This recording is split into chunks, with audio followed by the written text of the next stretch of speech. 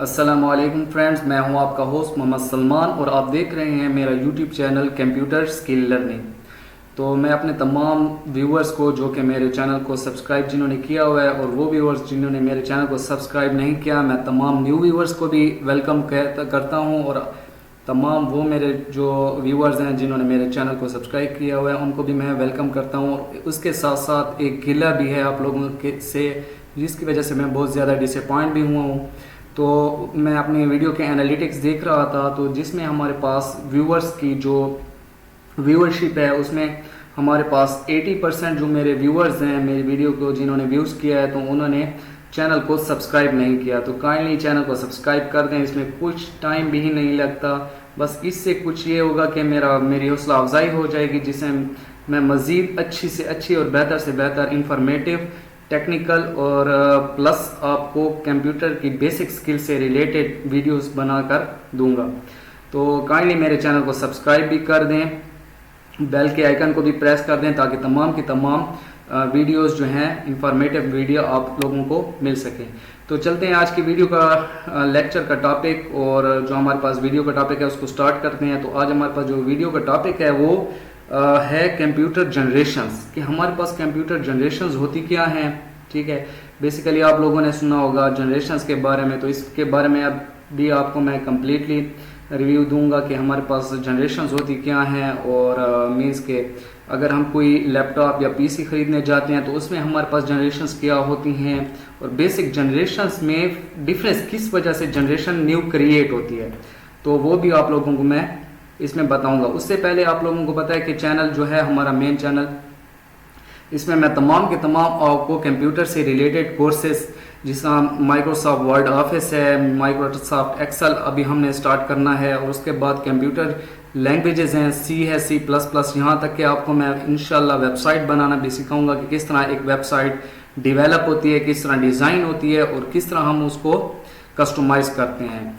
Next वो skills, वो basic skills जिनकी वजह से ऑनलाइन आप अर्निंग कर सकते हैं, वो भी आपको मेरे चैनल पर उसकी भी वीडियोस मिलेंगी कि आप एक स्मॉल मींस के स्मॉल आप वे में किस तरह एक शॉर्ट वे में आप अर्निंग कर सकते हैं। ठीक है, ऑनलाइन अर्निंग कर सकते हैं, वो भी तमाम की तमाम स्किल्स आपको मिलेंगी। प्लस इसके साथ साथ यूट्यूब चैनल की SEO किस तरह करते हैं, किस तरह यूट्यूब चैनल क्रिएट किस तरह करते हैं। तो आजकल बहुत ज़्यादा इस बारे में व्यूअर्स जो हैं वो कमेंट्स में पूछते हैं कि हम अगर यूट्यूब चैनल बनाना चाहें तो किस तरह की हमें गाइडलाइंस चाहिए। ठीक है, उनको सिर्फ ये तो नहीं होता कि यूट्यूब चैनल बना लें फिर उसके ऊपर कोई कंटेंट ना हो और कोई उसकी कस्टमाइजेशन ना हो, तो वो यूट्यूब चैनल कभी भी ग्रो नहीं करता। तो उसके बारे में तमाम के तमाम वीडियोस आप लोगों को मेरे चैनल पर मिलेंगी। तो चलते हैं बगैर किसी देर के अपने वीडियो का टॉपिक स्टार्ट करते हैं। और आप लोगों को से जिस तरह मैंने कहा कि जनरेशंस, कंप्यूटर की जनरेशंस होती क्या हैं बेसिकली। तो देखें, आप जब किसी शॉप पर जाते हैं अपना पीसी खरीदने के लिए या लैपटॉप खरीदने के लिए, तो जो शॉपकीपर होता है वो आप लोगों से स्पेसिफिकेशन पूछता है कि आपने किस टाइप का पीसी पर्सनल कंप्यूटर मींस या आपके पास लैपटॉप जो है आपने कौन सी रेंज में लेना है। सबसे पहले तो आपसे वो आपकी इनकम की रेंज पूछेगा कि मींस कि आपने कौन सी प्राइस में आपने लेना है। मींस 20,000 to 30,000 है, 30,000 से लेकर फिर 40,000 भी आ जाते हैं, 40 से भी आप में 50,000 तक है 40 से, और 50,000 भी से भी इवन के 1 लाख तक हमारे पास जो है लैपटॉप मौजूद हैं। 1 लाख से भी ज़्यादा लैपटॉप की प्राइसेस हैं। तो सबसे पहले तो आपने अपने बजट्स को देखना होगा कि आपका बजट कितना है। मींस कि आप 20 से 30 की रेंज में लेना चाहते हैं लैपटॉप या पीसी, या आप 30 से 40 की रेंज में 40,000 की रेंज में लेना चाहते हैं अपना पीसी या लैपटॉप। तो सबसे पहले तो आपने बजट को देखना होगा, अपनी प्राइस को, कि आपके पास कितना जो है प्राइस बजट है जिसमें आप अफोर्ड कर सकते हैं अपना अच्छे से अच्छा पीसी।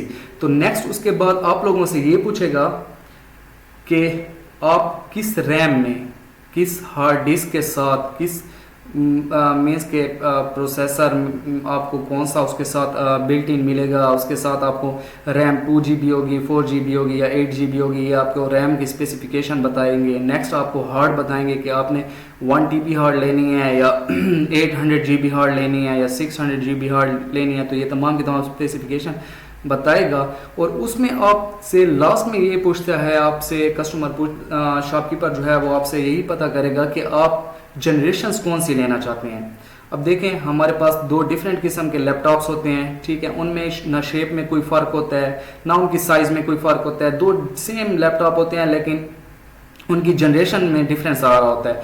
एक होता है 2nd जनरेशन 3rd जनरेशन का, तो दूसरा लैपटॉप हमारे पास 6th जनरेशन 5th जनरेशन का होता है।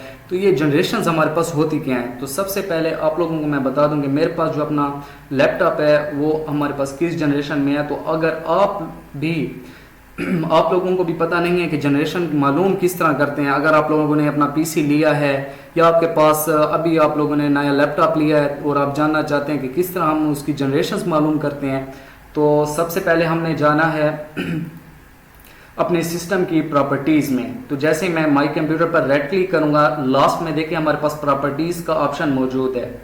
जैसे इस पर क्लिक करूंगा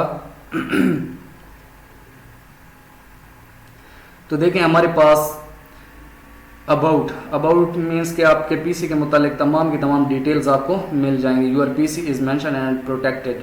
नेक्स्ट आपके पास डिवाइस स्पेसिफिकेशंस आ रहे हैं, ठीक है। डिवाइस स्पेसिफिकेशन में सबसे पहले डिवाइस का नेम आ रहा है कि मेरे पास जो लैपटॉप है वो कौन सा डेस्कटॉप है, ठीक है। LTA मॉडल उसका जो है ना नेम दिया हुआ है, ठीक है, डिवाइस नेम। नेक्स्ट इसमें प्रोसेसर कौन सा प्रोसेसर है, इंटेल का प्रोसेसर है, Core i5, ठीक है, कि मेरे पास अभी जो लैपटॉप है वो Core i5 है। अच्छा, जनरेशन में आप लोगों को बता रहा था कि बेसिक हमारे पास वीडियो का मकसद है कि आप लोगों को ये पता चल जाए कि जनरेशन मालूम किस तरह करते हैं।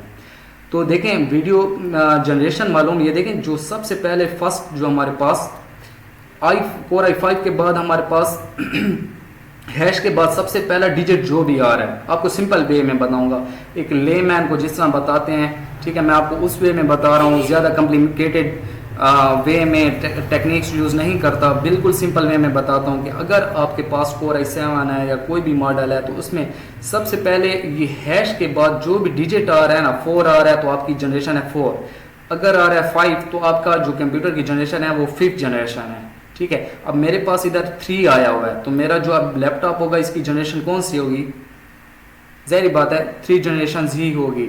उसके बाद हमें आप लोगों को ये जनरेशन का पता चल गया होगा। आई होप कि आप तमाम को इसके बारे में पता चल गया होगा कि हमारे पास अगर लैपटॉप है या अपना पीसी है, हम पीसी पर भी इसी तरह आप क्या कर लेंगे, माई कंप्यूटर्स को राइट क्लिक जैसे ही प्रेस करेंगे, नेक्स्ट आपके पास ड्रॉप डाउन लिस्ट एक अपीयर हो जाएगी, उसमें हमारे पास है लास्ट में प्रॉपर्टीज़ पर क्लिक करके तो इधर हमारे पास स्पेसिफिकेशन शो हो जाएंगी।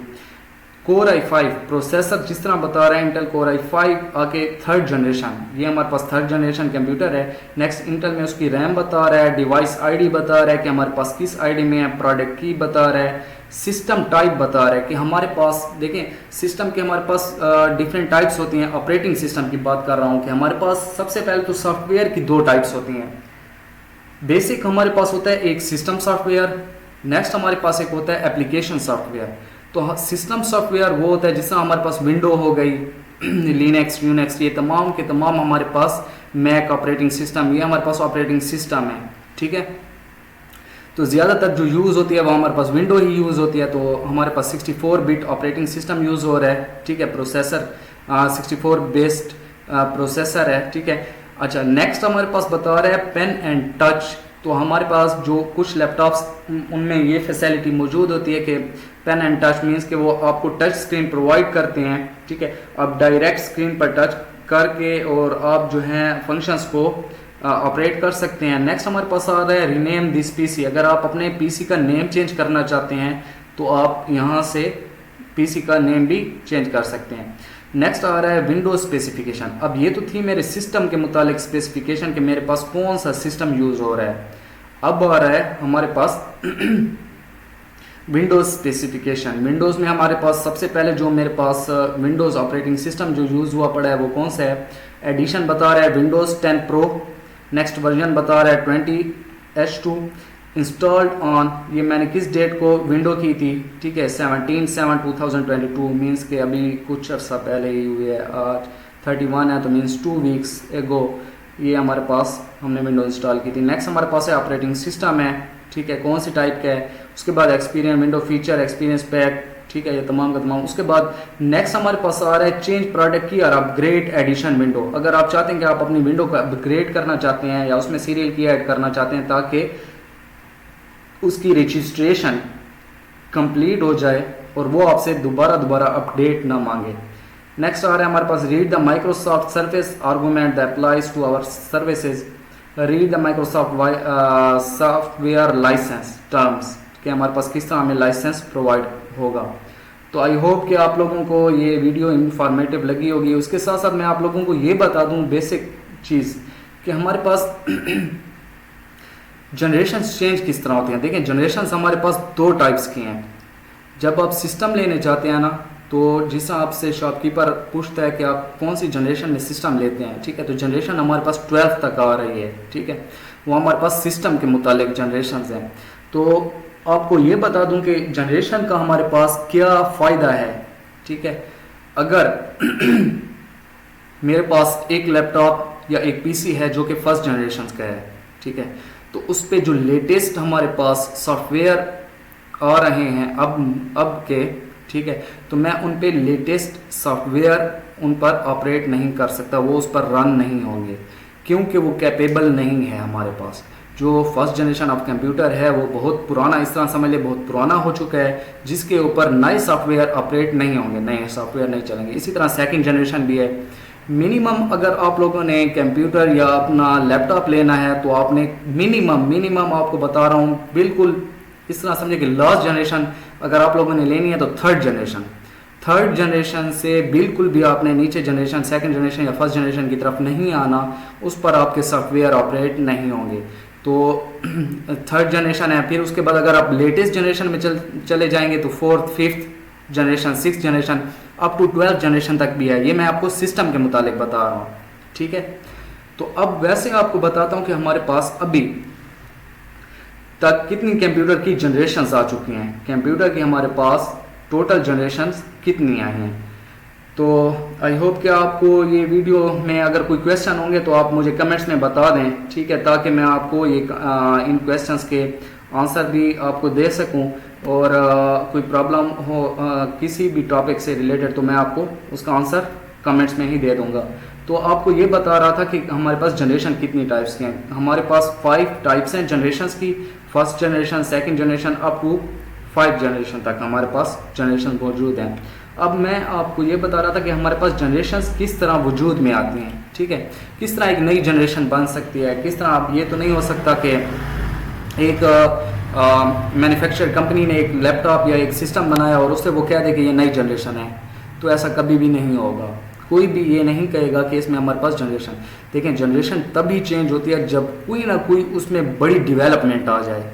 मैं आपको सही एक्सप्लेन, आई थिंक मैं आप लोगों को इजी वे में एक्सप्लेन कर रहा हूँ और अगर आप लोगों को इसकी समझ आ रही है तो काइंडली वीडियो को लाइक भी करें और शेयर भी करें। तो मैं आपको ये बता रहा था कि हमारे पास जनरेशन्स, ठीक है, जब भी कोई बड़ी तब्दीली आए हमारे पास सिस्टम में तो तब हमारे पास जनरेशन चेंज हो जाती है।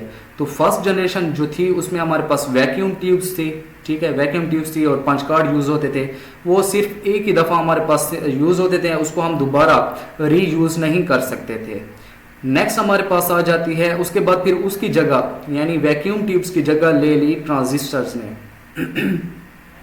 सेकेंड जनरेशन में हमारे पास जो मेजर डेवलपमेंट हुई थी वो थी ट्रांजिस्टर की। ट्रांजिस्टर इसमें आ गए थे, ठीक है, उनको हम उसकी वजह से हमारे जो पीसी था उसकी स्पेस भी कम हो गई थी, ठीक है, और उसकी एफिशिएंसी भी ज़्यादा हो गई थी। नेक्स्ट थर्ड जनरेशन में हमारे पास आईसीज थे, इंटीग्रेटेड सर्किट्स, जिनको शॉर्ट फॉर्म में हम आईसीज कहते हैं।